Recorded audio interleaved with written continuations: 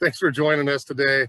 It's Insects and Disease class day here at Sunnyside. I am Trevor Cameron, our general manager. Say hi to Nicole. She's running the show back there, getting some questions answered. Good morning. This will be a fun class. We're not going to turn you into entomologists today because this class could probably be for a week, 8 hours a day, and we would probably cover all the gardening topics. So we'll cover some basics today. Hopefully teach you a little bit about some gardening practices that might help with insects and diseases, as we go through the season.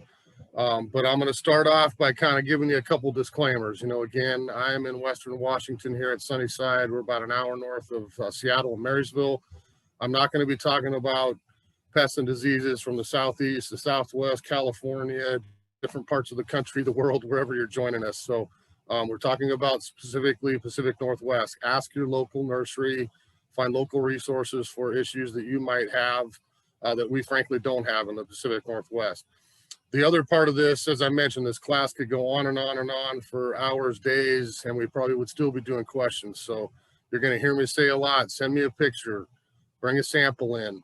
There's nothing worse than selling folks a product. You waste your money, you waste your time, and it doesn't correct your problem. So you can verbally describe all you want. Now you may hear me sound, it sounds like this, it might be that. Unless you can come in, send me a picture, do something, we'll try our best to get you a proper diagnosis, but I'd hate to give you misinformation. So hopefully everybody kind of understands that. How's that? All right, so real quick, everybody's got 2 sheets available on our website. I gave them funny names: insidious insects, and there's fungus among us, the disease outline, which is always fun to say. So hopefully you've got both of those ready to go. I'm going to talk a little bit about the general guidelines at the top of each list, and then show you some slides of some different insects and some damage on some plants that may ring a bell. That's what I saw in my yard. Hopefully it will help a little bit. Again, it's some basic common things that in 30 years of running nurseries in my lifetime, this is the most frequent things I have customers call about or bring samples in here. What's wrong with my tree? What's wrong with my vegetable? You'll see as we go through, hopefully some helpful pictures as well. So we're going to start with the insidious insects outline and go through a few of the kind of the pointers at the top there. Debris cleanup is huge. I'm not saying you have to be the OCD yard person. I kind of fight myself on that one, and I clean up certain areas and leave others in the winter. But the more debris I can clean up, the less places I have for bugs to overwinter here in the Northwest. So if you've got an issue with the plant the season before, pick an apple tree. You had apple maggot. I don't want any old apples. I don't want them on the ground. I don't want them hanging in the tree. We want to get all that stuff cleaned up in the fall so that little creature doesn't have a chance to overwinter. So debris cleanup is huge. If you take slugs as another example, if there's certain plants in your garden, we all know slugs love our Pacific Northwest plants. There's certain areas that they tend to get on plants early. Clean those areas, get the debris off, get the leaves away. If they don't have a place to hide out, lay eggs over winter and then pop right back up in spring, you may be a little bit ahead of the game for slugs as well. Every class I teach all year on any subject is always about the right plant in the right place. If we plant something that belongs in sun and too much shade, you're going to struggle with insects, with disease, with all of it, because it's not where it's meant to be. If we have the plant in the right place, we're going to have a much happier specimen and not have to worry about things like insects. Watch your plants early and often. Insects have been here for millennia before humans ever existed on this fine planet, and they're going to be here long after we're gone and buried, so to speak. So bugs will always win. They are everywhere. They multiply fast. There's bazillions of them in every kind of niche climate across the globe. So watch early and often in the season. If you let some creatures get a foothold on your plant, you're going to have a much tougher time getting rid of them. If you're out looking in your yard every week or two at different plants as they come up in spring and how they develop, you'll notice the simple things like aphids on the new growth or whatever the issue is that we can take care of very quickly with something much safer in that respect versus waiting until we have a bad infestation that we have to do some heavier duty chemicals to correct the problem. Choose the right spray. Again, as a male, I'll speak, read the label. Don't just buy something and say, oh, that looks good. Read the label. What is it good for? Is it going to take care of my problem? How much do I use? You don't have to overuse things, you know, and we talked about this at the lawn class yesterday, you know, a 5,000 square foot treatment bag is not going to work 5 times better because you pounded it out on 1,000 square feet. So read the label, use it appropriately, and you're going to have much better luck. You know, spraying at the proper time is huge. If you're going to take the time to take care of an insect issue in your yard during the course of the season, spraying at the right time is key. You know, we talk about IPM, you know, integrated pest management. Certain plants we like to grow in our yards may be prone to certain things. Watch for them early, take care of it, and you won't have the hugest issue down the road. But we want to pick a time to spray that's going to prevent the issue or cure it very quickly. We want a dry day. Everything's got to be applied when it's dry. It doesn't have to be dry for the entire day, but most products will tell you right on the label, I need 4 to 6 hours of dry weather for it to dry on my plant, do its job, and then it can rain all it wants to. If I walk out on a day like today, it's cloudy, it's gray, it's probably going to rain at some point here in our fine climate. I'm probably not going to run out and try to spray my apple tree today, because if I spray it and it rains 2 hours later, it washes off, I have to go do it again. So kind of learn the proper timing of these things. You know, learn how to spray. You know, when we're spraying things, you know, we don't need to douse our plants so that it's running off like a waterfall. Most homeowners I see in my neighborhood and the folks I talk to probably apply too much, whether it's organic or systemic or chemical, it doesn't matter. We don't need to put that much spray down. We just want to wet the foliage down. If you're starting to see droplets fall off of it, that's too much. We just want to wet it down, typically top and bottom for a lot of issues. That's a hard part for homeowners, is they got a little tank sprayer or a hose end sprayer, whatever your choice is. We walk around and we do this from the top and on our eyesight, but we never think to kind of get up underneath, whereas a lot of the issues will be solved by spraying the bottom of the foliage as well. You'll see that next one. What happened last season? You know, I'm guessing because you took the time to listen to me blabble again today that you care about your yard. So you're here because you're wanting to learn something, you care about your plants, you want them to look great. You know, think about your landscape last year. What did you have problems with? Where did you see bugs on things? Those are the first plants that I'll be watching again this spring to make sure we don't let them again get a foothold. We get started early and we're good to go. You'll see that second point on there is dormant spray. You know, we're kind of getting to the end of that dormant spray time as we head towards spring. But if I had an issue with whatever plant, shrub, tree, fruit, berry, anything in the landscape, if I had an issue with that last year, those are the things I'm going to try to remember to go in that next winter, make sure I clean up the debris, get the plant nice and pruned so that it's good air circulation, and get that dormant spray on there so that we can start the season clean. And I just have to monitor it as we go through the growth season. You'll see that next one, topical versus systemic versus organic. You know, again, if you've known me here, I tend to stick with the natural organic things. I don't use any chemicals in my own yard, but sometimes it's a choice that you will make as a gardener. And again, if we follow the instructions right and don't overuse it, you're still going to be very safe. The one thing I would mention here is if you're talking anything edible whatsoever, vegetable, berry, fruit tree, anything you are going to put in your mouth, your kid's mouth, whatever it is, we never ever use systemic anything, because that will soak into the plant, the leaf, the bark, the fruit, the berry, whatever's on there. That's systemic. That's what it does. It protects from the inside out and goes through the entire plant system. So we use something like a systemic product on our roses. Maybe a good choice for you. I can pour that in the root system, let it absorb through the entire plant. I'm protected from the inside out, bug and disease, for a much longer period of time. It doesn't mean I apply it once and I'm not done for the whole year. If you read your labels, most of that stuff will tell you apply every 4 to 6 weeks as we go through the growing season. Now, we use an example of a topical type spray. You know, a lot of natural things are topical as well. If I show you one, maybe for insects, you know, this is a product called 8. You know, it's our go-to. It's not natural, it's not organic, but it is not systemic. And you'll see right on the leaf there, right on the label there, I can use it on fruits, vegetables, anything in my yard. This will not soak in to the foliage. So this is what I would consider a topical spray. If I have a aphid infestation, whatever the insect is, I mix this, I spray it on that bug topically, I'm going to kill it. Now I need to go back, you know, probably in a week or two and monitor to make sure I don't have eggs, some I missed, before they get a chance to reproduce and go again. But that's a great example of something topical. If we talk organic, maybe an easy one to show would be neem oil. You know, neem oil is getting the worldwide name. It's a great horticultural product that is organic and natural. I can use neem oil on bugs and disease, frankly.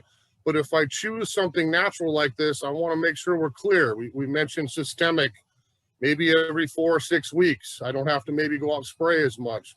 Something like the 8, which is a chemical but non-systemic, maybe it's every 2, 3, or 4 weeks, and I take care of my problem. How I go, and if you go this way with organic things like neem oil, other products, I have to spray a little bit more often. So if I walk out and I see some aphids on my rows or whatever the problem is, I'm going to apply neem oil. I'm going to go right back in 7 to 10 days and do it again. And I may even do it a third time, 7, 10 days after that. Now I've corrected the problem. And again, if you're out monitoring early and you see the first signs of a bug getting on something, and I get that neem oil on there, then I've taken care of the issue. Once we have an infestation, we might have to do it a few more times. So hopefully that kind of makes it a little more clear as you're making your choice on something topical versus systemic versus natural, because in essence, that's what you're going to do to try to solve your problem. You know, knowing your plants in your yard is that next thing and what they're prone to. I mean, we all know, you know, I have an addiction to way too many plants, so I'm not going to list all those, but there's certain things that I will always grow that I know, you know, may get mildew every year. You know, if we pick a few common things, you know, columbines, great wildflower, you know, on our wet springs, they're going to tend to get a little bit of powdery mildew. Is it the end of the world? No. Is it going to kill the plant? No. But if I don't want mildew on there, right when that columbine's coming out of the ground, I'm going to get that something natural, preferably, you know, that'll take care of that mildew without letting it even get started for the year. You know, again, we talked slugs earlier. Certain perennials, you know, they'll cut right off at ground level before they even get a chance to grow up in the spring. So I'm going to be proactive, clean those plants, knowing my yard, and walk out there and get my sluggo or something that's pet and people safe around that plant here this time of year, so they never have a chance to get in there and start mowing it down. So kind of be a little bit more proactive. You know, I mentioned how fast insects multiply. You know, keep in mind, you know, eggs, adults, larvae. Insects will have multiple stages, and we really have to address all those if we're trying to correct the problem. It's easy to walk out and see something crawling on a leaf and go, oh yeah, I got you, I picked you, I squished you, whatever your thing is. But I need to worry about, has that little creature left eggs? Is there more larvae on there? So keep in mind, that's why we try to get multiple applications. If we've got an infestation of any kind on a plant, we want to make sure we get it sprayed, go back, check it a second time for sure, I always would, and maybe even a third time on some harder to take care of things, okay? And again, the last thing, like I mentioned at the beginning, you know, always get a diagnosis from somebody who knows. If you come down, you can email pictures, talk to your local nursery. If you're not from here, have somebody assess what the problem is and get the proper solution for it. You'll see at the end of my slideshow, I intentionally put some pictures up of sunburn, overwatering damage, iron deficiency, nitrogen deficiency, some other issues that you as a gardener or a lot of gardeners may go home and look at that plant and say, holy smokes, I got a disease or an insect problem. Let me get that sprayed right now, when that's not going to fix the problem at all. You've wasted your money and your time. We go get a nice bag of organic fertilizer to apply to that plant, and boom, off we go, and it's happy again, okay? So there's a little bit of basics on insects. If we look at the disease outline here, number 2, I'll mention here before we move to disease, if you look through the rest of that list real quick, it's going to give you, you know, kind of different types of insects as I would classify them, and some very simple solution products that we would have at the store. And I'm sure if you're not from here, you could find at your own store as well. Look them up online. You can read the labels if you like. We have them down at the store if you want to come take a peek. But that should give you kind of a general rule of different types of insects and maybe some choices that I would make for chemical versus natural solutions. On the disease end of it, which again, speaking as a Western Washington native, who I will be here probably till I'm dead and buried, you know, disease is what we fight more. You know, our family had a place, Eastern Washington, for a number of years, and over there it's the opposite. I'm going to fight more bugs because I have a much hotter, drier climate. On this side of the mountains, it is wet, you know, through the winter, through the springtime. So as we talk diseases, that is what I'm typically more concerned about with our customers and our plant material here, frankly, at the nursery. You know, how do we keep it clean and attractive and not let things like simple things like mildew and things crop up? With the weather, you know, it is what it is, and who knows when it dries out, who knows when we get warm enough to stop this. The problem is almost every disease is going to spore and blow in the wind and the rain. So everybody around here knows it's windy and rainy, and you may do all you can to keep your yard tidy. Your neighbor, Mrs. Johnson at the back, does nothing. And so when her plant blooms out and gets mildew all over it, guess where the spores are blowing? Right into your yard. Once they land on a foliage that they like, and that foliage is wet for 4 hours, most diseases need about 4 hours to attach to a leaf, adhere themselves, and propagate. Now we start the process on your garden plant. So just kind of keep that in mind as you look at the weather. Some of these things are the same, again, as the insect. Debris cleanup with me is huge. You know, getting diseased leaves. If I had a problem on a disease on my foliage, on anything, my dogwood tree, my rose, anything in my yard, those are the leaves I don't want to let sit and mulch and fester over the winter. I would rather get those out of my yard, get them in the yard waste, heat them up in the compost pile to kill that pathogen and get it off my property. A lot of times, if we have very mild winters, those leaves just sit down there, the spores are ready to go, and when it warms back up in spring, boom, it's right back up on the same plant once again. Pruning with me is a huge thing with disease. You know, if I want to open up, you'll see those two, pruning and air circulation. If I have sun and I have air movement through my plant and it's not twiggy, congested, you know, hacked back in a little ball and too twiggy, I'm going to have much less disease anyway. I want the sun and that air to move right through that plant, so that I don't have to deal with quite as much during the season. Right plant in the right spot is huge for this as well, especially that shade versus sun. If I plant a sun plant in too much shade, I can almost guarantee you it's going to get leggy first, and two, it's probably going to get some mildew, some fungal leaf spots, some sort of disease issue, because that's not where it really belongs in the landscape. Drainage. You know, helps with everything with plant health, but especially when we talk disease. In our climate, a lot of root rots. You know, a lot of plants are prone, from rhododendron to Pear, azalea. You know, we probably picked the 10 most popular shrubs for our Western Washington gardens, and they're all extremely prone to root rot. So make sure you've got good drainage. If you don't, your plant's going to grow great for 2-3 years. It's going to down and hit that hard pan layer, sit in groundwater, and we're going to get issues with root rot immediately. So choose a different plant. Look online. There's a lot of good resources for plants that would be resistant to root rots. You know, how the disease cycle, you know, we kind of talked about, you know, spores blowing and sitting on wet foliage and getting you ready to go so it starts on your plant again. But that essentially is the cycle. We want to make sure we break that cycle by cleaning up, doing the proper pruning, all the things we're talking about, so that we don't have that exact same problem start again in spring 2021 that we had in spring 2020. Same thing, watching plants early and often. You know, I want to watch out as things are leafing out. That plant's going to tell you real quick in the spring if he's happy or not. Are the leaves coming out? They look healthy. Awesome. Off we go for another season. They come out, start shriveling, get mildew, turn black. Okay, I got to make sure I take this down to a professional at Sunnyside and find out what the problem is, so I can take it right now and not wait till June when it may be too late to correct some of those issues. Watch the weather. I mentioned earlier, rainy springs bring more disease. You know, we're not going to change Mother Nature even with our global warming cycle. You know, maybe we'll grow pineapple here in 20 years. I got no idea, but it's still going to be wet here in the winter, fall, winter, spring. So those are the times of year I want to watch the weather, find that day, you know, in February, in March, in April, where it's not raining, the sun's out, that I can get out and get my spraying done so that I can keep things under control. Again, choosing the right spray at the proper time, exactly the same as our insect discussion, where I want to make sure I get the right product to use on the right plant. It's the same thing with insects as we talked about with disease. You know, there's topical sprays, systemic. There's lots of great natural things that I can cure plant diseases with, but I want to make sure if I'm doing something edible, especially vegetables, berries, fruits again. I want to get something safe that is not going to get into that plant, and I'm going to ingest that chemical. So I want to make sure I stick with the natural side as obviously as much as you can.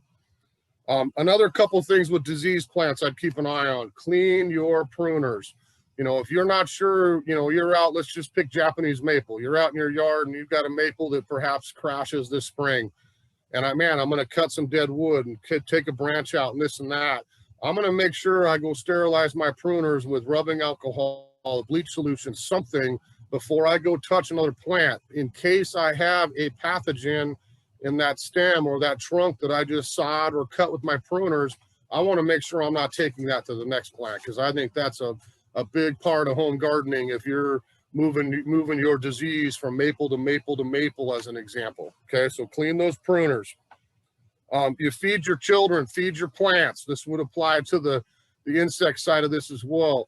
If I've got a happy plant that's got great soil, I feed it every year at least once, maybe twice. I take good care of it, I mulch it, I water it. A natural plant like that is going to be much more resilient to any kind of insects and disease versus something that you just plant and walk away from and say, if it grows, it grows. If it doesn't, it doesn't. Feeding, especially with organic food, adds all that extra micronutrients and good nitrogen, phosphorus, potassium into the soil. I'm going to have a much happier plant that's stronger from the inside out doing my fertilizing. And again, the last thing there, get a diagnosis. Disease is a huge one. A lot of times you can walk out and look at a leaf in your landscape and go, I can see that bug right on there. I got a problem. I'm not sure what it is. You get opinion from a professional here at Sunnyside. We get the problem fixed. Disease is a little tougher one, because you'll see in some of the slides, you know, it could be a disease. It could be something cultural. It could be drainage. I mean, it could be a lot of things. And that's why, again, bringing a picture, a sample, talking to me or one of our staff down here will help you get the right solution, because we don't want you to waste your time, buy something that you don't need. You know, a little bag of $10 organic fertilizer that you can put on a bunch of plants is much better if it fixes the problem than having to pay 20 bucks for a spray that you did not need in the first place. Okay, so there's a little bit kind of a quick synopsis on some cultural things. Again, we kind of would call that integrated pest management. If you can think of your landscape and kind of stay ahead of the problems. I'm going to sit here and activate my slideshow because I want to show you some pictures that might help. There we go. Everybody see that okay?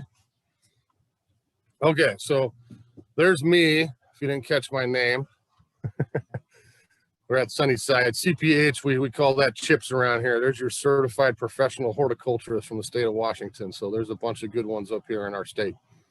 So just a quick little synopsis. I want to show you some quick pictures and just kind of give you some ideas of some real common things that I look at. So aphids is the first one there. We're talking about sucking insects, something that will get on my leaf and adhere his little mouth on there and actually extract sugar out of my foliage. So are aphids going to cause death of a plant? You know, probably never, to be honest, but they're going to make it not look so swell, and you're going to lack vigor in the foliage. Definitely not going to bloom as well, and certainly something we want to monitor.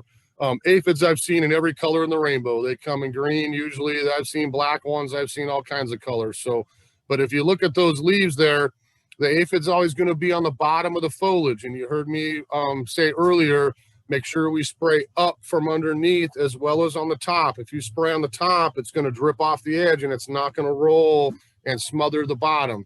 So especially when we're using organics, I need to smother that insect with something like neem oil so that I cut off oxygen between the open air and that bug. That bug can't breathe anymore. It's going to die and not reproduce, okay? So aphids as an example one, there's some underneath the foliage. And then if I look at that cubrit, that's actually a melon, but it could be zucchini, cucumber, anything in our vegetable garden. That's what I'm looking at, leaves that are contorted because that aphid has extracted sugar and cause that leaf to contort and kind of curl down. It could be on any plant in the rainbow. I mean, I could have put probably 1,000 pictures of aphid damage up here, and it still wouldn't have covered every plant that an aphid could get on. The key with aphids to me is spring. They're gonna want fresh, juicy foliage. So when those plants leaf out, watch them as they leaf out, take care of them right away, and they will not get a chance to get started, okay?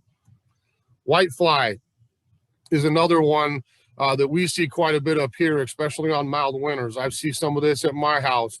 I just clipped back as an example for me in my own garden. I'm a hellebore addict and much other plants. And I went and clipped all my hellebore foliage off, which is what I always tell everybody to do here around the holidays. About a month ago, I did mine because all the flowers were coming up and I wanted to see them and get fresh leaves. White flies on the bottom of my leaves were just sitting out there hanging out for the winter, getting a free meal. They all went to the yard waste, and I probably not going to have to go spray that anymore. I haven't seen any left on the new foliage of my hellebore anymore. So white flies are one. Like an aphid, they're going to suck some sugar out. And a lot of times, if you think you might have white fly, easy because they're white, they're very small, they do fly. If I brush the foliage, you're going to see white flies come off of it and fly and try to get on something else. So that one will be a little bit more mobile, whereas the aphid would be stuck, okay? And then you'll see the damage there on the right-hand side.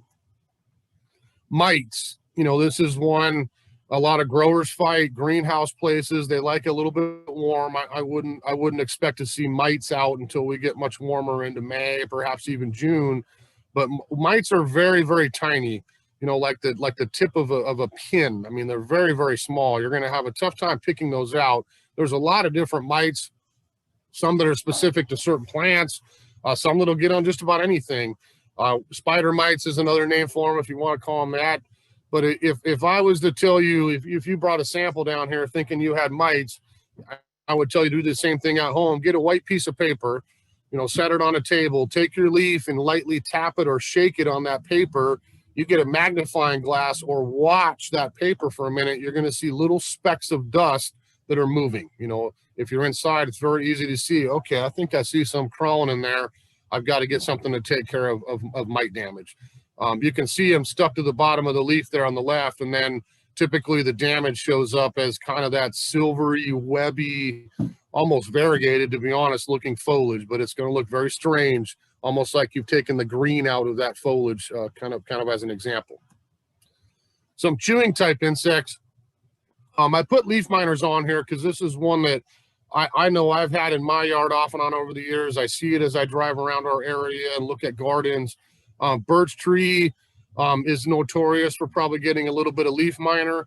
If you look at that picture and you see that brown patch, this is a tough one to get because what the leaf miner does is lay that larva in between the two leaf tissues. So that's actually like a sac inside of there. If we peeled that open, we go, ooh, and find the worm in there and probably a little bit of, we call it frass, we call it insect poop is really what it is.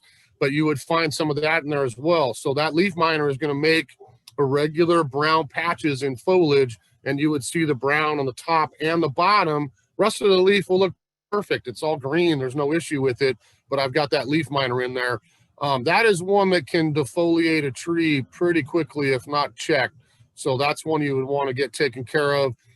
Being in the middle of the foliage for both of these plants, the lilac on the right as well, it's one that we can't use a topical spray, unfortunately, because that's one that's inside the leaf. So if we're going to spray for leaf miner, we have to try to get something either systemic that will soak into that plant, and again, non-edible things, or get a very specific chemical. There's a couple different options around that may get the leaf miners taken care of. As you see, lilac on the right is the other one that I tend to see maybe a little bit more in our neck of the woods. Leaf rollers and caterpillars kind of brings us into some of the chewing type insects. The leaf roller looks really attractive there in his little silky web. That one's rolled up in an apple leaf. I just chose something that we grow around here. If I walk out and I see leaves that are curling up and kind of rolling on themselves, and you open that up, you're going to find the little larva in there chewing his way at your foliage. So try, again, if we get that early, we can take care of it very quickly. It's not going to affect the fruit at all, but something that will make the foliage bad. And I don't have to get, you know, caterpillars is the one on the right there. That's a little tent caterpillar starting out. I would say, you know, before I tell you the solution to both of those, the caterpillar is always on a cycle around our neck of the woods. Usually it's about 7 years. You know, you get a massive amount. You see them everywhere, every tree, every park, every green belt, all the native areas all have them. And then the next year, a little bit. you know, and then nothing for 3 or 4 years, and then here it comes again, and it's always on that kind of cycle. Both of these issues, you know, and frankly, almost any kind of worm, caterpillar, chewing type insect like that, you know, don't rush home and get murder, death, kill. You don't have to get chemical. We don't need systemic. That's certainly an option if you're that red in the face about it. But you really just need something simple. BT is a bacillus bacteria that actually these little guys will eat, get in their mouth, make them sick to their stomach, doesn't hurt anything else, totally organic, and we fixed our problem. The other option is spinosad or spinosad, some people call it. That's in a number of different products that we carry here, and that's an extremely effective organic type insecticide that a lot of these little creatures will ingest in the soil and above ground, that will take care of the problem without having to go vegetables or without having to go chemical. Both of those plants, both of those products I mentioned are superior to me to use in the vegetable garden. Spinosad or the BT will take care of a lot of issues we typically have in our edible areas. Clinging type insects, you know, very difficult to get rid of. And this is where a lot of times it's a choice of you as a gardener of how far are you going to go. I'm not trying to pick on birch, but it's notorious in all parts of the country, frankly, and up here for getting birch borer. Man has tried to breed this out. There's a lot of new varieties of birch out now that are resistant or immune to borers. They've made them unattractive genetically to them. But essentially, if I walk out, it's all about the trunk. It's not about the foliage. I walk out and I see a birch tree, almost like a sapsucker woodpecker, you know, that's drilled little holes. Woodpecker tends to be in real symmetrical rows across the bark. The borer will be a little bit more irregular. If I peeled that bark off, the picture on the right is what they do. It's going to bore all underneath our bark in random tunnels. And frankly, what it does is cut off circulation from the root system to the top of the tree. So our cambium has been damaged in our plant, and we're not going to allow nutrients and water to go from bottom to top. So the hard part is with borer, you know, it's in your bark. You're not going to be able to get a simple organic cure, nothing else. It's typically something systemic, or having an arborist or a spray service come out and inject something into that specific tree that will knock the borers out of there without getting on the rest of the yard, okay?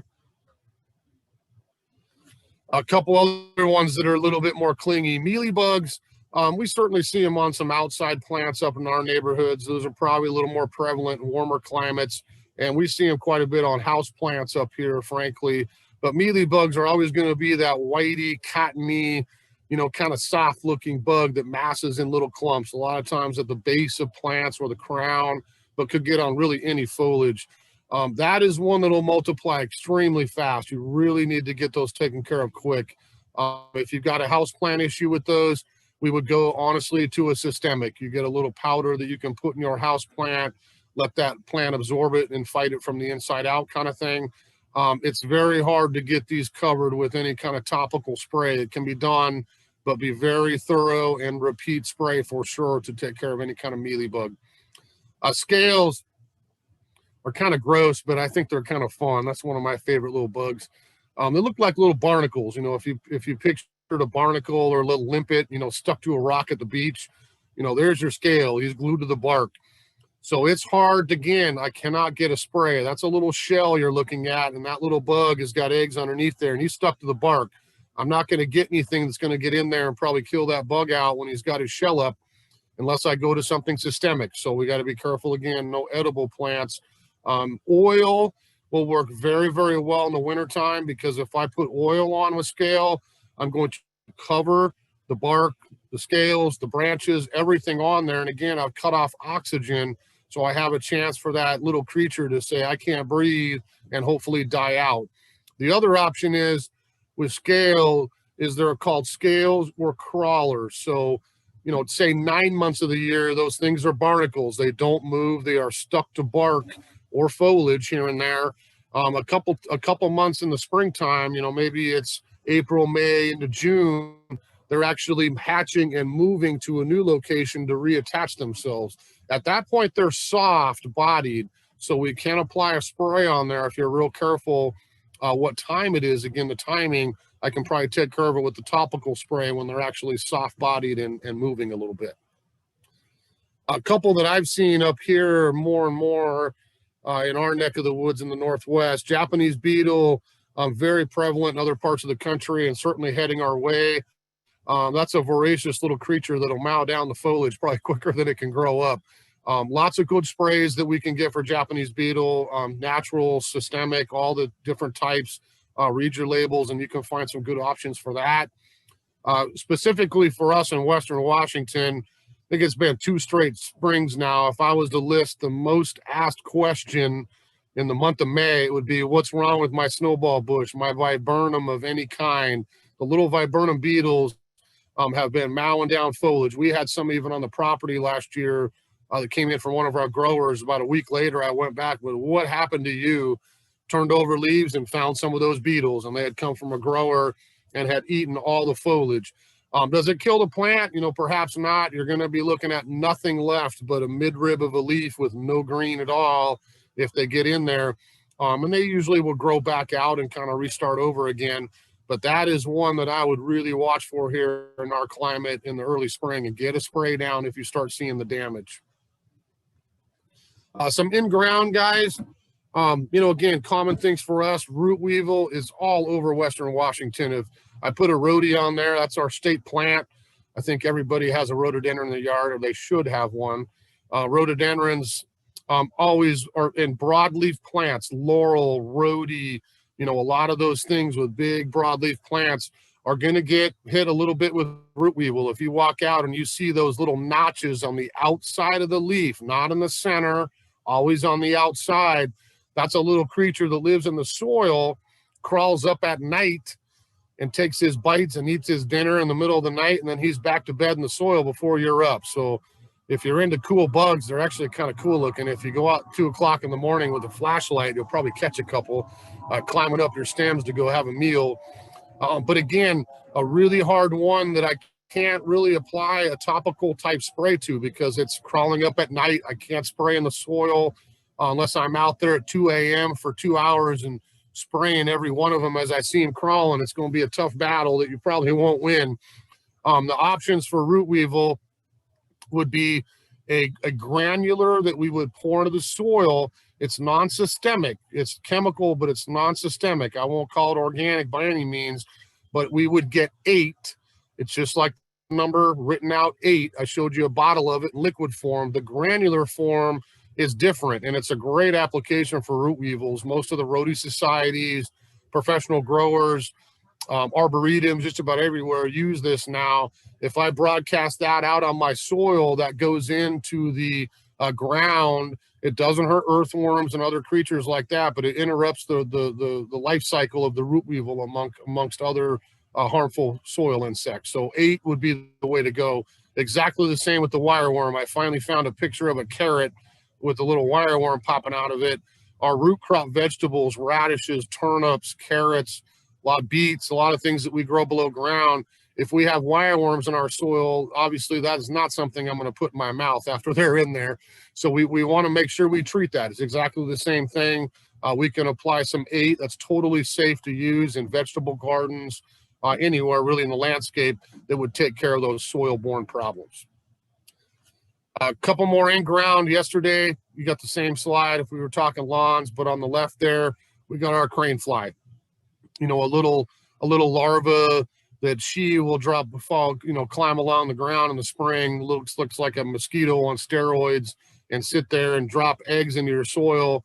Crane fly larvae eat grass roots. So if I have crane fly, I want to get things treated and get that out of my soil. We have a ground bag of insect grub control that we would broadcast out on our turf area that would soak into the soil and kill those larvae.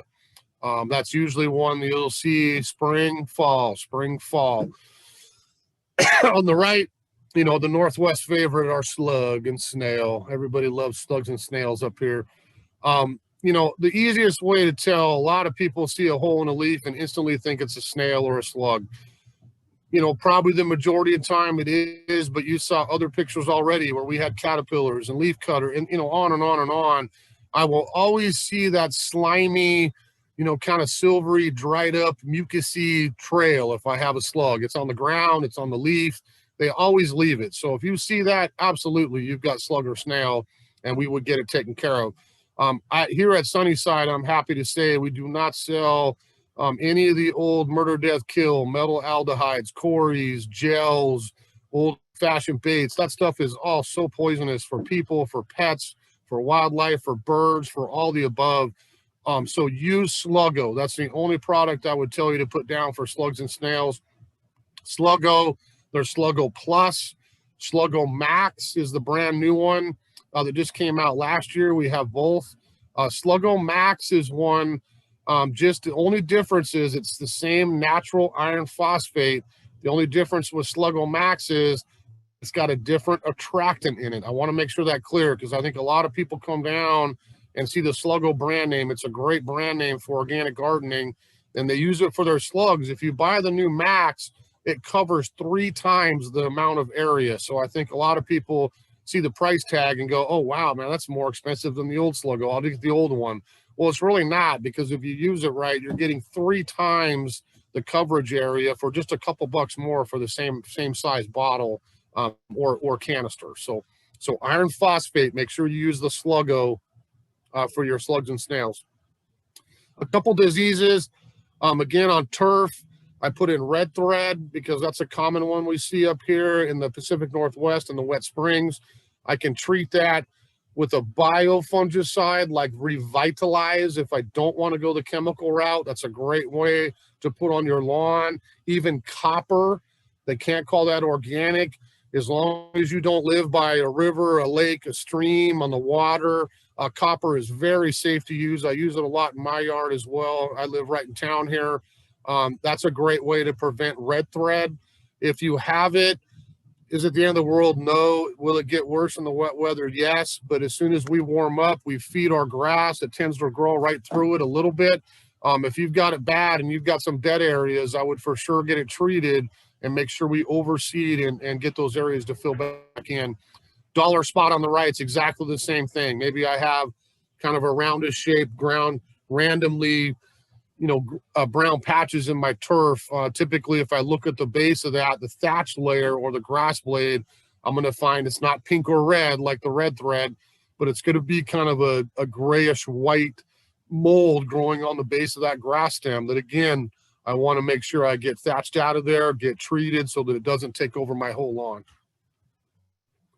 Roses, just a couple common rose things. I think everybody, no matter where you're at, loves roses. I do too, but they're notorious for probably getting a little bit of issues on the foliage. Don't ever overhead water roses. Don't water them at night. Keep the leaves dry as much as you can. You'll reduce your problems with disease a little bit. But typically we see black spot, we see powdery mildew, and we see rust. You know, those are the 3 kind of common ones we see in most parts of the country on roses as we get warmed up and we have fresh foliage. You know, with the rose, it's a great example of the choices we talked about: topical, systemic, or natural. If I get neem oil and I keep up on it and I apply it every couple weeks, I'm going to have a perfectly good rose without using no chemical. If you put it down once and walk away for 2 months and then come back in June and try to fix it, you're going to have mildew and black spot, I'll almost promise you. So we keep up on it, we take care of the problem. We can get a systemic, you know, again, this is non-edible, so we're safe to use a systemic on there. You know, yes, does it affect some insects? Certainly, if we're not careful, but we can get a root pour that we would not spray on the flowers and apply at the base of the rose that will absorb through the root system and protect our rose for 6 weeks. Now I've cut my time down where I just would put a drench down like that every 6 weeks, not systemic with fertilizer. I don't like that stuff. I'd rather have you use a good organic rose food and then use the systemic for bug and disease on top of that, if that's what your choice is. And then we can also get a topical solution. At the nursery here, you know, it'd be nice if we had 100% organic plants. Roses is one plant here in our climate that I can't walk away from not spraying, or you're probably not going to come in and buy them in June because they're not going to look so swell. So we use what's called Rose Shield, and it is a chemical. It's something we can apply on the foliage. Again, I'm never spraying them when they're flowering, but that soaks into the leaf and protects me again against bug and disease for an entire month. So we go through on a monthly schedule here in a while and spray our roses to keep them nice and fresh and clean for gardeners to take home.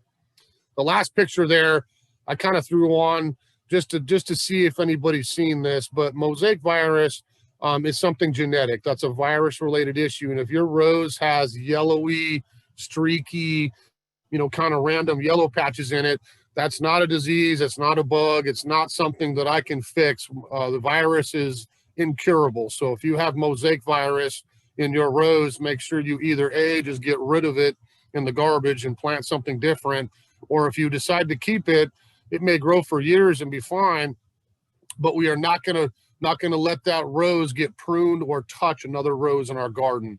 My issue with the virus would be, we go back to the insect side of this, and if I had an aphid, a mite, anything that sucks a leaf, that mite gets on that diseased rose, extracts sugar, hops over to the next rose, and guess what? He transfers into that plant the same pathogen, the virus. So be real careful with the virus. Couple fruit things, apple scab, real common in Washington, again, in the wet springs. The best disease-resistant apple will certainly help you against that in our climate, but it doesn't mean immune by any means. I would always monitor scab. It's going to start on the foliage with brown splotches, and then it's going to end up getting on the fruit. You can see both on that picture right there. Dormant spraying will help to start with, but we want to get something called home orchard spray, which is a natural spray with sulfur and pyrethrin that takes care of bugs, and the sulfur will help keep your scab down to a minimum. That's something we can apply on our tree. Never ever when it's in flower, or the bees won't come see you and you won't get your fruit. But if I do that as we go through the course of the spring, every few weeks and monitor it, you can keep scab down to a minimum. Peach leaf curl is always going to be in Western Washington. Apricot, peach, nectarine, anything in that kind of genre of fruit. Your leaves are going to come out looking real funky, and eventually it does get on the fruit as well. Copper is the only thing you're going to have luck with peach leaf curl. We want to get this sprayed early, right after flower. We want to keep this going once a month through the wet climate, and you'll have a much, much better peach tree. A pear, typically if it's black, it's pear blight. That's always going to be black on the foliage and black on the fruit. Again, the copper is a great spray for that, to keep that controlled. And pear rust on the other side is always going to get orange. I'm going to have those orangey splotches. Same type, different disease, but same solution. We keep up with that copper spray, or honestly, the home orchard spray, the sulfur. Both of those would do a great job at keeping those problems to a minimum. Couple berries. Blueberry, I put mummyberry on there. A lot of people ask me about mummyberry at the berry class, a month or so ago. Mummyberry is something I wish I had an answer for you. You can see those clusters. I've got a couple of good berries there to eat, and the rest of them have shriveled up and mummified. That's the easiest way to say. That's the only spray that really does anything to help mummyberry is the old Daconil, or now they call it Funginil. It's a white milky, it's a chemical, it's non-systemic, it's totally safe to use on your vegetables, your berries. It's not going to get into the fruit at all, but that is really your only choice. I don't have anything organic solution for that. The best thing with mummyberry is you see it on a branch, cut it out immediately, get it out of the plant, clean the crown up, get the debris out of there. If you had it one year, I'd spend a real good time that winter pruning and thinning and getting that plant opened up and getting all the junk away from it, so that hopefully we get it from overwintering at the base of that blueberry and getting right back on for the next year. Raspberry, I put on there, and again, raspberries could get this, they could get that, but the most common thing I see up here is a variety of different root rots. You have to have good drainage for raspberries, and if you're walking out and seeing a row or a patch of raspberries with a healthy one and one that shrivels and crashes, and another one that's up and another crashes, typically it's a root rot of some kind. We've got too much water at the base of that, and that's not something that I can really spray for. The canes might get discolored and get spotches on them. It's easy to find, but something that you would want to, okay, I can't necessarily fix this. Let me raise my bed up. Let me move it. Let me fix my drainage. That would be the solutions for that. Couple flowering trees. A blossom blight is something we see up here quite a bit on cherries and plums, anything in that kind of genre, whether honestly it's an ornamental cherry or a fruiting one, it wouldn't matter. That's a perfect example of an issue that blows around in the wet rain in the spring, gets into the flower, and starts killing back my wood. If you walk out and look at your cherry or plum or whatever in the spring, and it looks like it's going to bloom and the flowers open up, and 2 days later they're brown and shriveled back down to the wood, I can guarantee you've got blossom blight. We need to get that tree pruned a bit, opened up, more sun, and get it sprayed. The thing that worries me about blossom blight is you don't do anything for years, you're going to end up with big chunks of dead wood in that cherry that are never going to do anything, that we have to get pruned out. So we want to make sure we get that one early in the spring. Anthracnose, we're dogwood country. I think a lot of parts of the U.S. grow great dogwoods.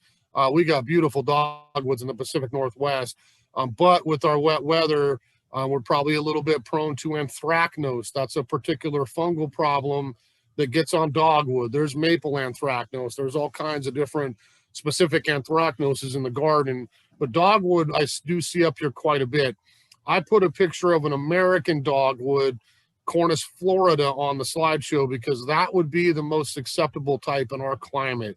If we get Korean dogwood or a hybrid type dogwood, much more resilient and resistant to anthracnose, we're probably not going to have to worry as much about that, okay?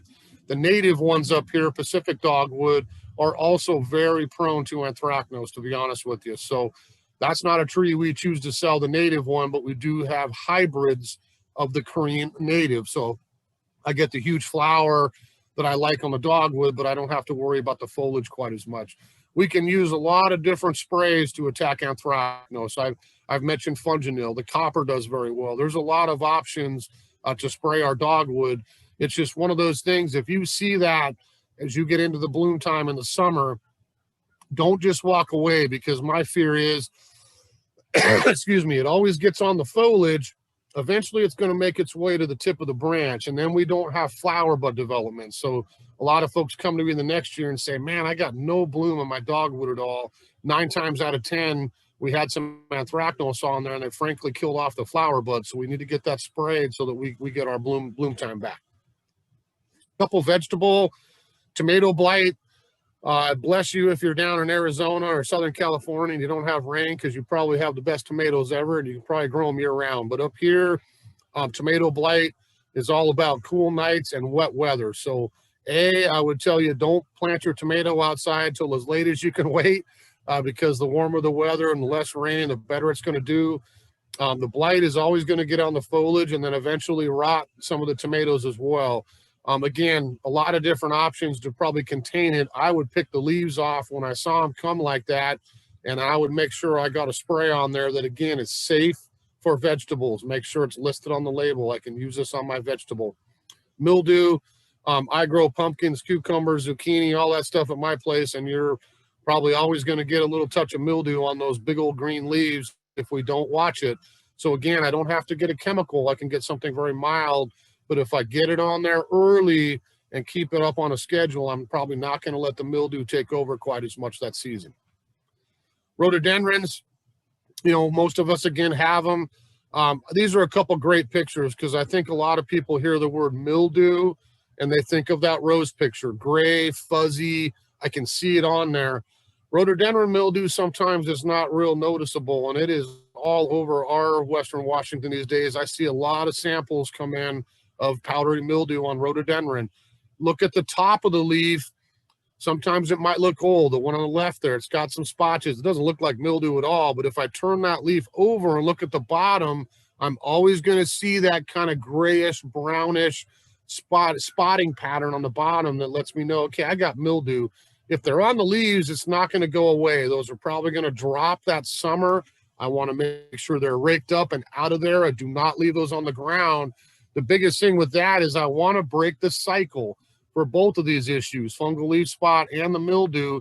I want to break the cycle. So when my plant blooms, all those leaves go drop off, they're out of there, and I want to make sure I spray my new growth for that season, because I don't want it to get on the next set of foliage.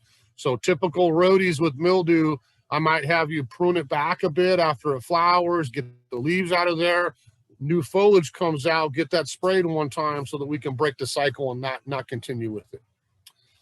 Sooty mold, camellias are real popular up here. You'll always see that black, you know, kind of fuzzy mold on the tops of the foliage. I can take my finger and actually rub that off. You know, that's one that will let you know if you have sooty mold. It's not that gross. It won't get into you. Sooty mold is one that comes from an insect. Honestly, if you have sooty mold, I'm going to tell you to, yes, spray for both insect and disease, because there's probably an aphid, a scale, something up above in that plant that is sucking sugar. We mentioned insect poop, or we call it frass in the insect world. That drops down as pure sugar on the leaf, just like a glazed donut. I got sugar on there and I leave it out. What's going to happen? It's going to grow mold, which is our sooty mold. So watch for that as well. Azalea leaf gull is really kind of fun looking. If you look at that, it looks really funky. You see it on azaleas here and there. It's not a super common thing. I've caught it a couple times in my yard.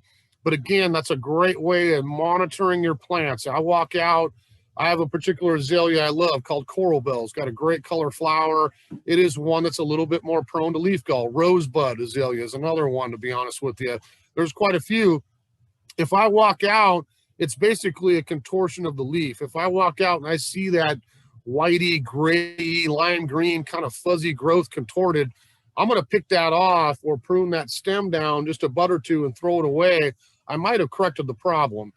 The only spray that would control that would be the copper. If you've got a leaf gall, maybe you've got a plant you want to save and it has a bunch of gall and we've never done anything about it, get it pruned back here in the spring and get that copper fungicide applied to it, and you will win against the leaf gall. A couple conifers, you know, up here in the evergreen land, we got lots of conifers, and there's certainly some things that I'd watch for on just about all of them, but a couple common ones that I see might be in. On the left there is needle cast on pine. You know, pine is always going to shed a lot of needles in the summertime and the fall. Always 3-year-old is going to come down. A lot of people call in the fall, what's wrong with my trees? Do I have a disease? If there's no spotting or striping on the needle like you see on that picture, it's just natural flagging is what they call it. I'm going to drop my old growth because a new section of needles replaced that here this season. So I don't have to worry about a thing. If I do have needle cast and it's causing a little extra needle drop, and I've confirmed it with, again, someone here at Sunnyside, or I know it is for sure, I'm going to go get a fungicide, and preferably I'm going to spray in the fall to try to prevent that going in through the next winter and the next springtime. Tip blight on spruce, I've probably seen a little bit more in our neck of the woods here the last few years, but again, it's not the plague. It doesn't mean cut my tree down. If it flushes out its growth and I see the tip of a branch turn brown or red and kind of fold over and crash, I would want to get out there and prune down below that, get rid of it, and let it regrow, and it's probably fine. If it persists quite a bit, again, we would go to a conifer type fungicide that may correct the problem.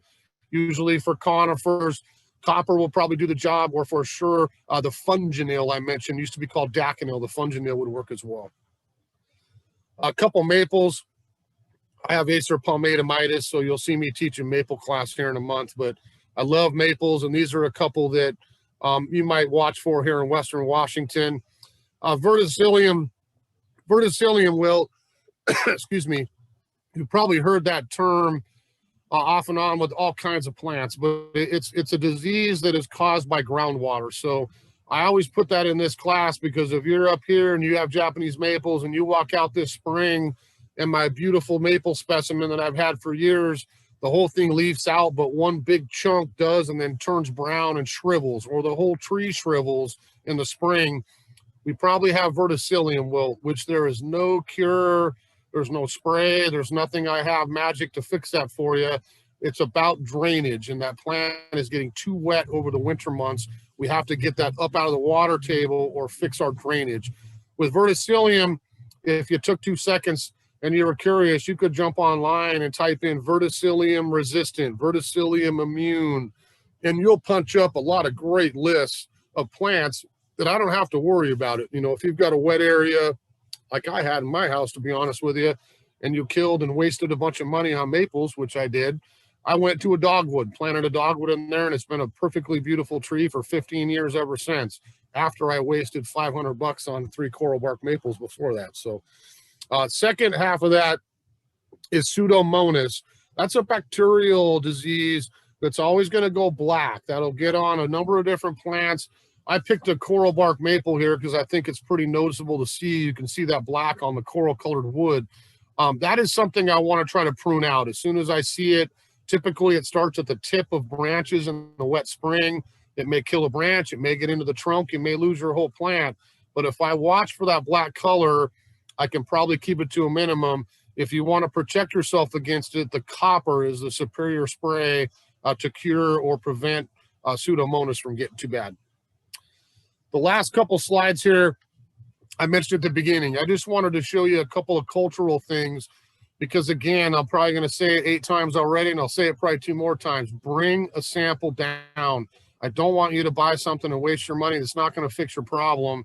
And a lot of times, this is something cultural. You've heard me talk about drainage, and this plant was too wet. It's in the wrong spot. You know, we'll play 20 questions and figure out how to give you a hand.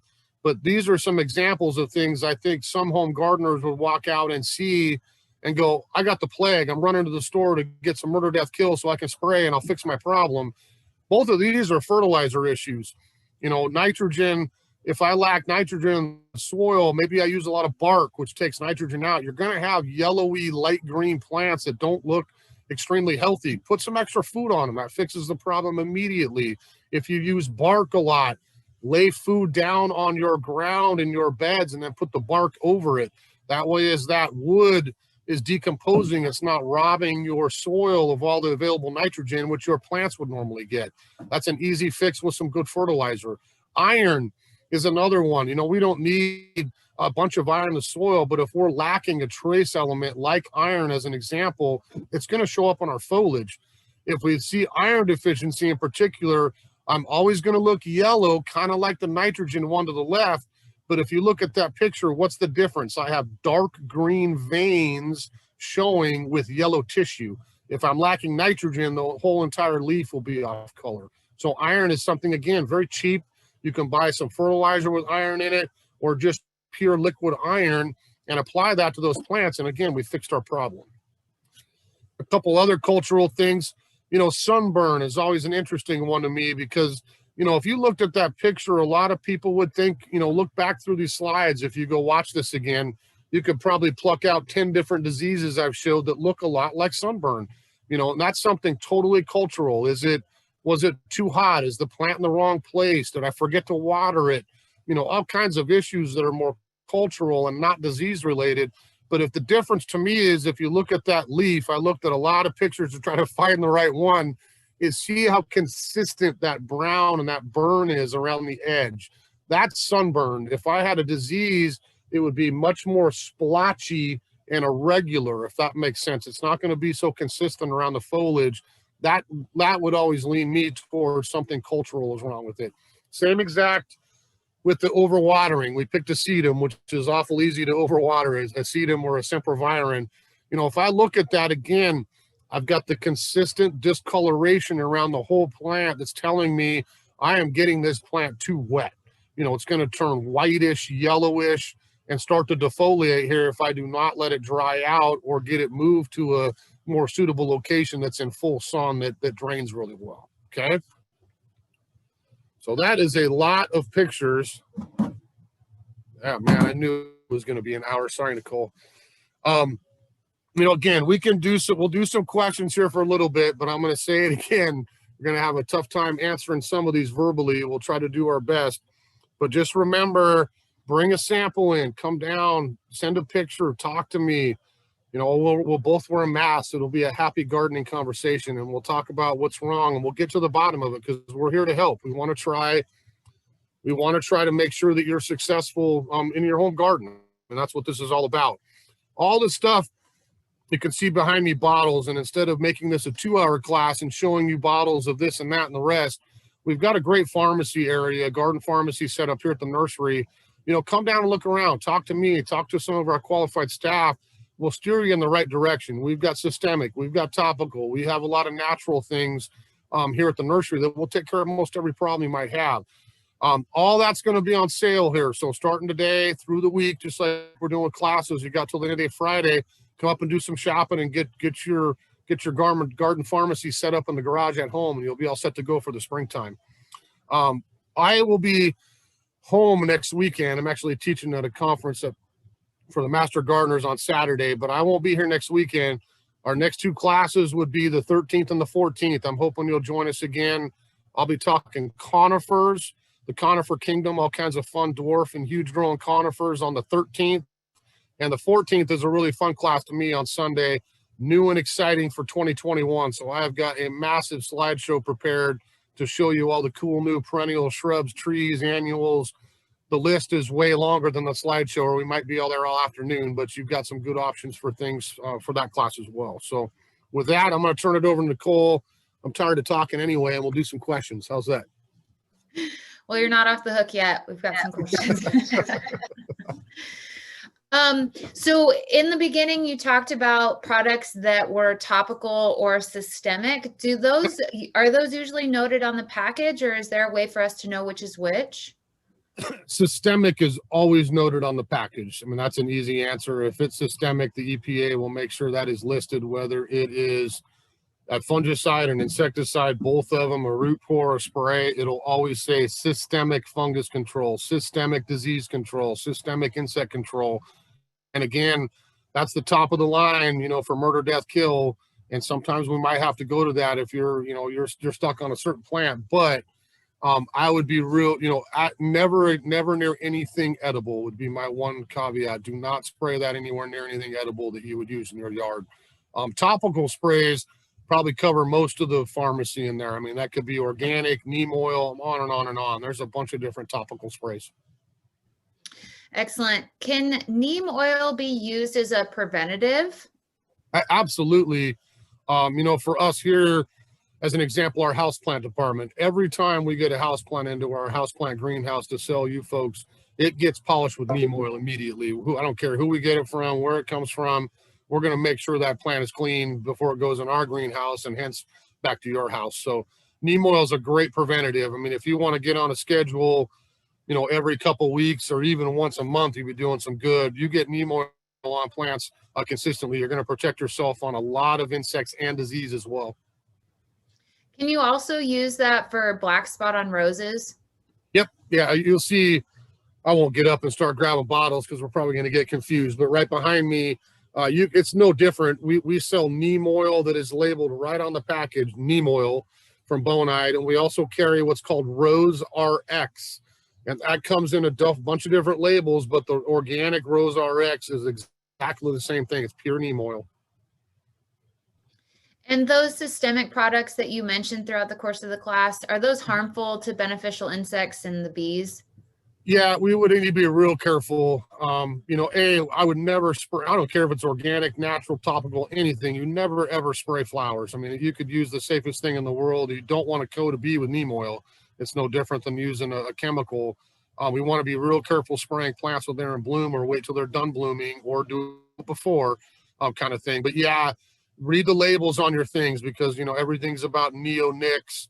And I'd be real careful with the roses in particular. Some of the things I've seen out there are going to have midicloprid, some different things that you may not want to choose to put in on your flowers. Gotcha. What about, I know we talked about some things that were safe for edibles, but do you have a suggestion for fungus on edible plants, specifically zucchinis? Yep. The best way to go, again, right behind me, I won't start hopping up and back, but if you look for, we would carry a tomato vegetable spray. It's made by Bonide. It's called 3-in-1. It does disease, it does bugs, it does mites, and that is all natural, organic. Again, it goes back to the neem oil, the sulfur. There's very simple things in there that you would have no issue putting on any kind of edible plant. Again, I'm not going to spray right in the flower of the zucchini, the cucumber, the bees are not going to come pollinate it for you. But on the foliage, absolutely. Lots of different organic options for the vegetable garden. Excellent. We talked about before yesterday, perhaps, about some of the plants that tend to escape the places that they've been planted in. Is there a way to take care of some of those? Somebody is asking specifically about morning glory. Do you have a product for that? Well, I can speak on morning glory from my experience last summer because I'm trying to get it from coming into my pristine yard from my neighbor's native bank. And I don't use chemicals, so that's an easy choice. You go buy murder, death, kill, brush kill, or anything, you'll nuke morning glory. If you want to stay on the safe side, you'll have to do it a couple times. I think I had to do mine 3, but I got burnout, which we have here at the store. That is a killer of all vegetation on the natural side. You're talking clove oil, cinnamon oil, things that will burn that plant. The issue with morning glory is so much root system. So you're going to get some of it. It's going to try to come back and you're going to have to get it again. And you may have to get it 3 times like I did. If we sprayed a horticulture oil / liquid cop on specifically dogwoods now or in January, when's the best time to do that again? That's a great spray to use, honestly, on anything in the dormant season. That mixture will make sure you're starting with nothing. You heard me mention blowing in the wind and the rain is the issue. So you may take care of yours. Your neighbor's got one across the fence and it blows back onto yours from theirs.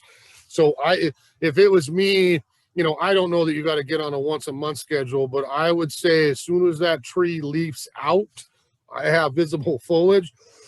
Excuse me. I have visual foliage out of there. Boom. I'm not as worried about the oil, honestly, as a repeat spray, but I would be grabbing that liquid cop back out, making sure I got the copper back on there because that's the disease side of that combination.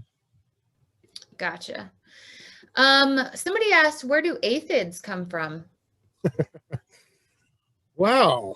If you go back through history, aphids started many millions of years ago.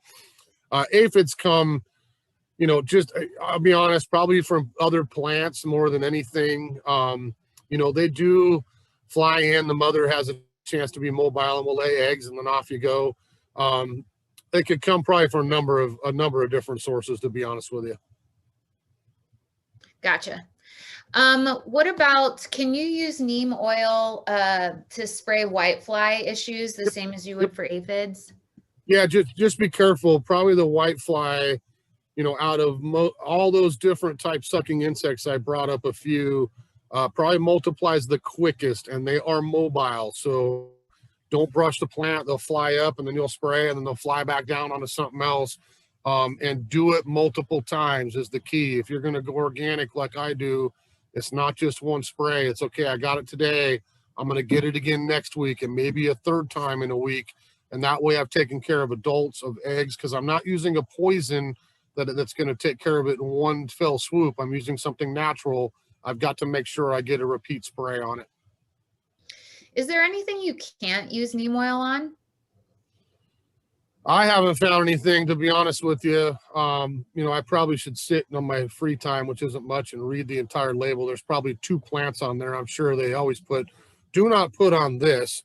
I've used neem on a lot of stuff, including my lawn, to be honest with you. It works on anything as kind of a blanket preventative spray. I haven't found anything yet. And we talked about that you can use neem oil as a preventative, but do you need to, or can you combine it with like a soap spray to help make it more effective? Do you even need to worry about it? I wouldn't worry about combining it with anything. You could use the neem oil. The soap is the other option. Honestly, we have insecticidal soap, or some home gardeners make their own, which if it's used regularly and properly, probably works just as well. But to me, it would be a choice of one or the other. I don't think you're going to get a benefit by doing both. And since neem oil is a natural product, is it okay to use on like edible plants? That's the go-to edible spray. Most everything you'll see is neem oil. I mentioned spinosad or spinosad is another thing you'll see. BT is another thing. Sulfur. Those are going to be your go-to. What brand it is. Almost everything we have has got a combination of 1 or 2 of those things in it for vegetable gardening. Excellent. If you have damage, somebody asked specifically from spider mites, can you fix any of the damage that they cause, or what do you do, after you get rid of them? Well, once they've ruined the foliage, because spider mite is very noticeable. You get that silvery kind of webby. I don't know what plant it is specifically. She's asking if it can be pruned back. Your new growth is going to come out beautiful. We protect that, and the plant will rejuvenate itself. If it's something that's extremely large and you can't cut it to the ground and let it start over again, maybe not as easy to make it better, but it will stop the problem. And then the question is, as new growth comes out and the plant recovers, we put some food on it, we make it happy. It's keeping that new section of growth protected as well. Excellent. We talked about discarding diseased leaves and getting rid of all that debris. Is it safe to just put it in your recycling, like your green recycling can, or do you need to go to a different further step? Don't have to go to the county hazardous waste disposal. You don't have to do that. I would say this, because everybody probably composts differently. I compost at my house. If you don't use a thermometer and you don't think you get your compost hot, I would not put that kind of stuff in my compost at my house. I don't, to be honest with you. If it goes in the city, I live in Everett, we've got a great yard recycle program.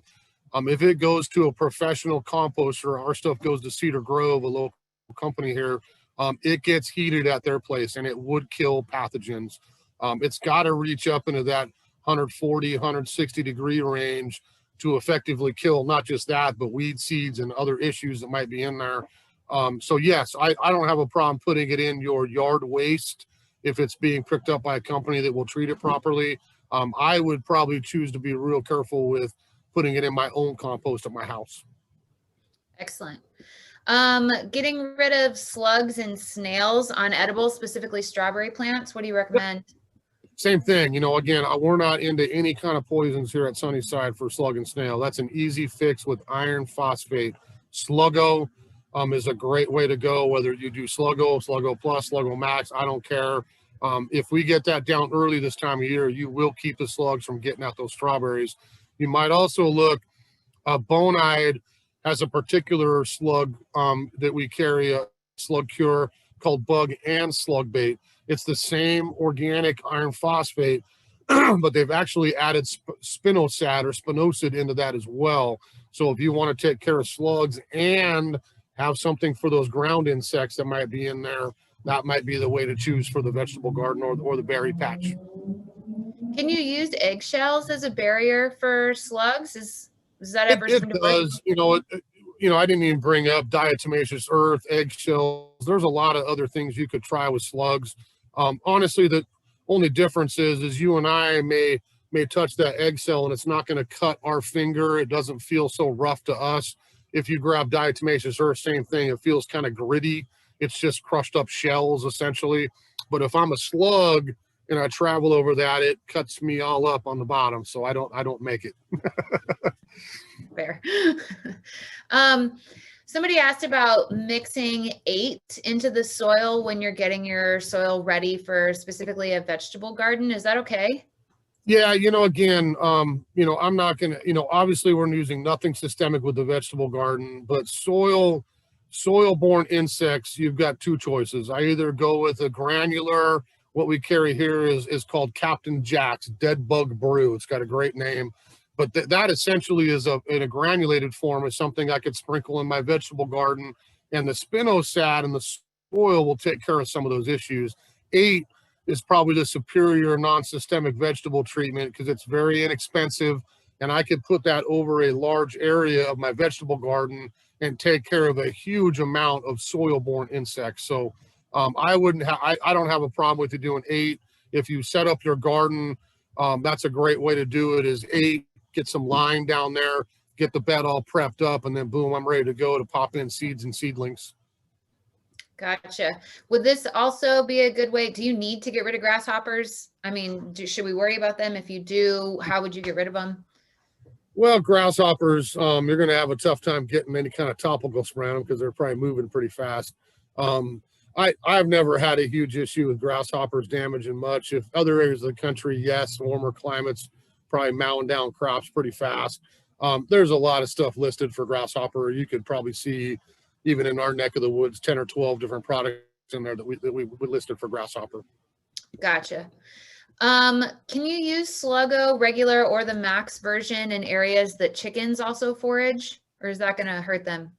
Yeah, I don't think the chickens would mess with iron phosphate. And I don't think they'd peck it up and eat it. It's, you know, the birds in my yard, I use it a lot. I've never seen the birds out, you know, plucking it up. They're looking for the bird seed. I would double check. That may be one. If you email me, let me double check and make sure. But I would say no. I would not have any issue with that on the chickens. Okay. If we had mildew, somebody had mildew and spot on their roadies last year, should they go ahead and try and spray and get ahead of that this year? If I had powdery mildew, fungal leaf spot, either one of those things on my rhododendron, my thought process would be this: all the leaves that dropped last year, are they still on the ground? That gets raked out of there first. I would probably spray it once now to make sure I have sterilized top and bottom so that it's not getting on anymore at this point. I'm going to make sure after it blooms and I have the new foliage out, I'm going to spray that at some point, probably more like into that later May, June timeframe after we're done blooming and have our new leaves out. And then whatever is infected, if it's colored like the ones I showed on the slide there, those are probably going to drop this summer anyway at some point. Again, make sure that just gets removed before we get into the rainy season next fall. Do you have a product you recommend to get rid of the green mold that grows on dirt in the winter when it's wet? Well, is it green mold? It's not moss. We're talking mold for sure. I mean, you know, like normal, that would be determined by a picture for us to see. They mentioned mold. Yeah. But... Well, I'll just say this: the moss, the algae, molds, lichens on the soil surface, on barks, wherever it is. Yesterday we had the lawn and we talked about potassium soap. So one specific product down here is called Moss Max, made by Bonite. It's not a granular though; it's a liquid potassium. I can apply that on areas, the ground surface, my sidewalk, anywhere, to kill all those things. I have to be real careful on plants. I'm not going to put it on evergreen plants ever, and I can only apply it on the deciduous plants when they're dormant. So if you're going to do it, I would do it here pretty quick before your perennials are out of the ground and bulbs are up, because we do not want that much potassium, even though it's a natural thing. We don't want any much of that potassium getting on our plants. They just told me it was moss and not mold. So there we go. So moss, same answer. The potassium soap will take care of the moss. I would try to avoid the iron or the metal-based moss killers in the soil. If you're real careful, you could probably use liquid iron.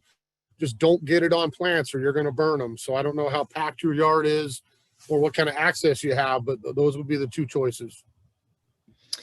When do we apply the Bonite's 8 product for root weevil? Do you do it in the spring, in the fall, or both? And I would worry about spring, because right now, you know, it's still too cold. The soil temperature is not up enough in our neck of the woods where they're starting to hatch and crawl up and do the damage. I usually would tell people probably 1st of April would be my time. If you think you had root weevil or you want to make sure you don't, start getting the 8 broadcast all underneath the drip line, not around the trunk, not at the edge. I want to take that whole garden area and I want to broadcast that 8 out evenly so that it gets through all the soil and I make sure I get all the larvae. It's a very cheap, to me, root weevil cure. You come down and buy a 3-pound shaker can of it, it's like $15. And if I put that on, it'll cover 1,500 square feet. That's a lot of rhododendron surface area underneath plants. So that would be probably the way I would go, April 1st. Gotcha. Switching over, we've got some questions about apples. Somebody asked, do they need to spray their apple trees that they just bought? I don't know if they got them with us or somebody else, but do they need to spray them for scab? Sorry. If you, I don't know where you got them. If you got them here, I wouldn't worry about it this year because they're all taken care of at our growers before we ship them in January. You would still need to monitor scab. I don't know what variety is, where you got it. You know, we tend to stick with Western Washington apples here. Some pretty good disease resistant ones, but it doesn't mean immune. So if you want to make sure you don't get scab, It's never in bloom. Don't ever spray it in bloom or you're not going to get your bees to come in. We would wait till it blooms. We have petals on the ground, foliage coming out. Then we could get on a spray schedule with the home orchard spray or your natural kind of fruit safe spray, whatever your choice is. And what about coddling moth on apple trees? How do we handle that? Well, I didn't bring up apple maggot or coddling moth, kind of the same idea. It's a harder one to take care of because, again, you know, we can't use systemic on fruit. We don't want it in what we're going to eat. You know, you're not going to be able to catch the moth or the fly. I'm sorry to tell you, you could go out there 50 straight days and probably not be able to catch them and spray them as you find them coming in. So honestly, we want to use a trap, a pheromone trap. We have coddling moth traps here. We have apple maggots, same idea. If I get to that April 1st time frame, I'm going to hang those out on my apple tree and hang a fresh pheromone lure on there. Once a year, you're going to come out and you're going to get them attracted to that trap. And hopefully she will fly and get stuck to your trap before she goes and starts laying eggs in your apples. Gotcha. Yeah. Well, and the other one on that, I don't know how much time you have or your labor of love, but apple maggot footies is the other option. And you got little miniature pantyhose. You would walk out in April when your apples are about a nickel size and you would sit there and tie little barriers on all your fruit. If you got time and that, have at it. That's a fail-safe way to go too. With all these products that we've been talking about, specifically neem oil, do you need to be specific about what time of day you do it? Like, do you need to do it, you know, say at night before sunset so that you don't cause any sort of, you know, burning or anything like that? Do you do it in the morning? Does it matter? Well, this time, well, let me say this. I would always choose to spray in the morning. I mean, that would be my first choice.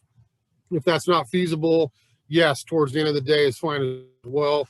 A lot of the times the weather's going to dictate it for you. This time of year in our climate, I could honestly care less when you do it. You got a 4-hour interval for it to dry on there. Have at it. When we get to summer, yes, that's a great question because I am not going to want to put an oil, a systemic, really any kind of spray on my plant at midday. I'm going to magnify sun and maybe I'll get a little bit of foliage burn.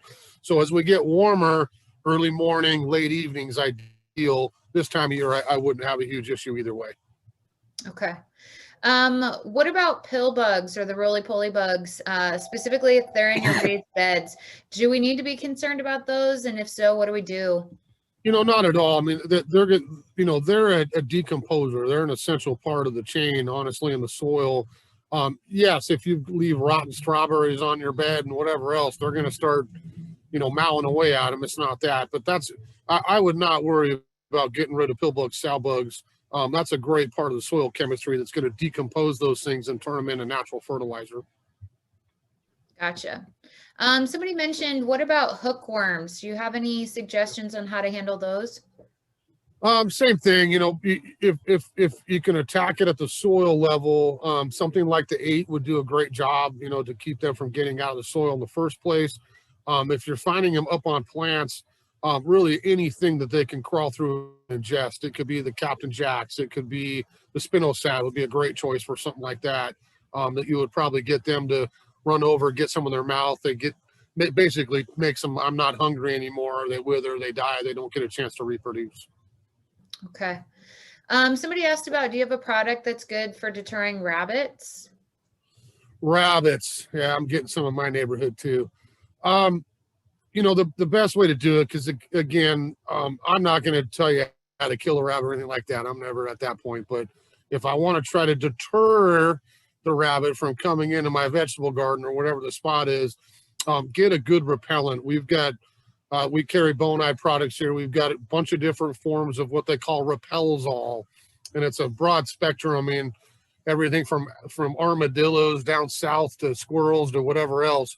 Just be real careful which one you choose. If it's in the vegetable garden, make sure you get the vegetable specific one because they will take out the egg solids. We don't want to make sure that we don't have a chance of getting salmonella, you know, essentially on what you're going to ingest. So make sure you get vegetable Repelzol for a vegetable garden area. the typical normal repels all will cover the rest of the landscape. We're going to do one last question. My apologies. There's still some of you that have added lots of questions here, and our apologies for not getting to all of them. We're happy to have other dialogues with you via email or phone. Just give us a call. Trevor will be here the rest of today helping to answer those questions. So if we didn't get to it today, please reach out. We'd be happy to help. This is a tough one that we all deal with here in the Pacific Northwest. Blackberries.